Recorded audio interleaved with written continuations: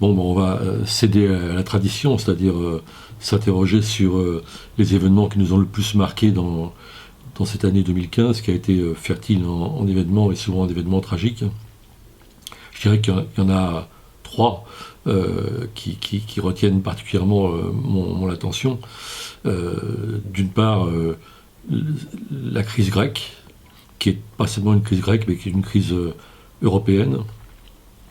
et où on a vu la violence de l'Union européenne, des institutions européennes, des institutions financières, du FMI, de la Banque centrale, etc., contre un peuple. Et c'est une leçon qu'il faut tirer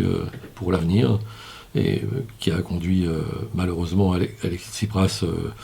à reculer et même à capituler, et pour finir à appliquer un programme qui est à l'opposé du sien. Donc c'est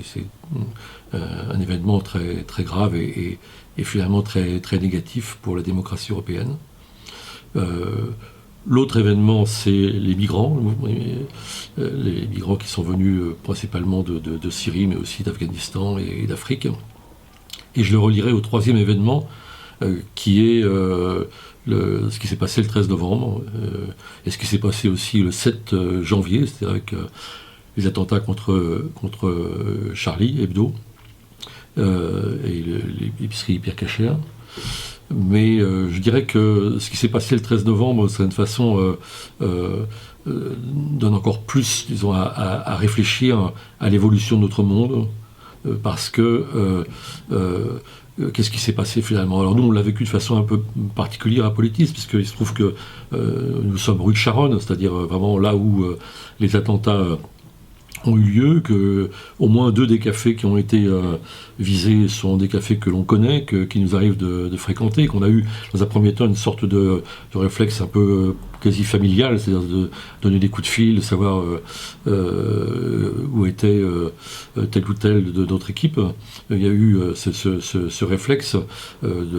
émotionnel que tout le monde a eu, je crois, à Paris, et particulièrement dans le quartier. On a senti le souffle des assassins, en somme, hein, vraiment. Et puis, on a eu, après coup, une autre réaction qui apparaît comme contradictoire, mais qui est la nôtre, celle de Politis, mais aussi celle probablement, j'espère, de beaucoup de nos concitoyens,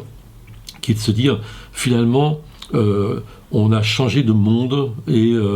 il y avait un vilain préjugé selon lequel on était, nous, protégés, et qu'il y avait un lieu pour la barbarie, un lieu pour les bombes, un lieu pour les morts, et que nous, ici, on était à l'abri de tout ça. Eh ben non, c'est fini. Même si c'est pas égal, et que Paris, c'est pas Damas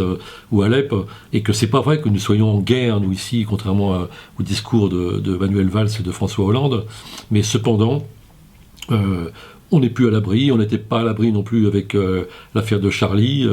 et on voit très bien qu'il y a une sorte d'unité du monde dans la violence, dans la menace, et c'est aussi l'affaire des migrants, de toute façon, c'est-à-dire que